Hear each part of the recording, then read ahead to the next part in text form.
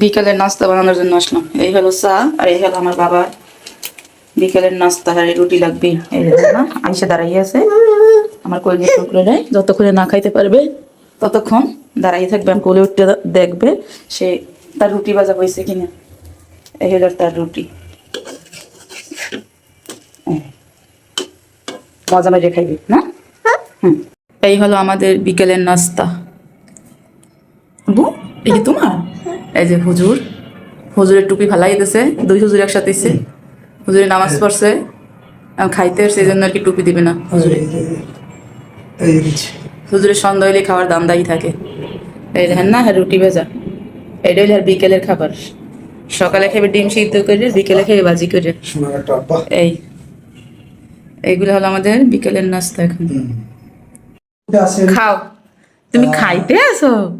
আস্তা ডালিম খাইতে আছে। আল্লাহ, অসংখ্য ধন্যবাদ। তুমি আস্তা ডালিম খাবা? পরিবারের ছোট্ট ছেলে মেহেদি, দেখছেন আমি আজকে কাইটে দাও রাখি খাইতে আছে আমার বাবারে। সবসময় দাও কাইটে দি আপা, দাও ভাঙ্গিয়ে দি। কারণ দাও। ফেসবুকের একটা অনেক সুন্দর ডালিমটার ভিতরে একবারে পাকা। কিছুদিন আগে ডালিম আনছি, সেই নবীকে আসলে একবার সাদা। আজকের ডালিম একবারে পাকা, অনেক সুন্দর। দেখছেন আমার বাবাটা খায়। হ্যাঁ ডালিম হলে আর কিছুই লাগে না। বেশি বেশি দুরূদ পাঠ করতে হবে। ডালিমের ভক্ত, আঙ্গুর ফলের ভক্ত, ডিম, মাছ, আলু।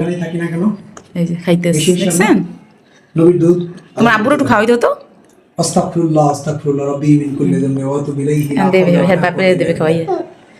এই হলো আমাদের রাতের খাবার আজকের কিন্তু আমরা রান্না করি নাই। কালকের যে মেহমান আসছে, যে ভাত তরকারি রয়েছে আমরা দুপুরে খাইছি। এদের এক বল ছিল, দুপুরে খাইছি দুইজনে। এখন এগুলো আছে। আর তরকারি দুপুরে শেষ হয়েছে। পরে আমি চিংড়ি মাছ ভুনা করতে চেয়েছিলাম, পরে আমার ছেলে লাগবে আলু, তাই করে সিম দিলাম আর একটা আলু দিলাম। এখন আমরা এই পান্তা ভাত খাইয়া ঘুমাইয়া থাকবো। কালকের আমরা বাজার করবো।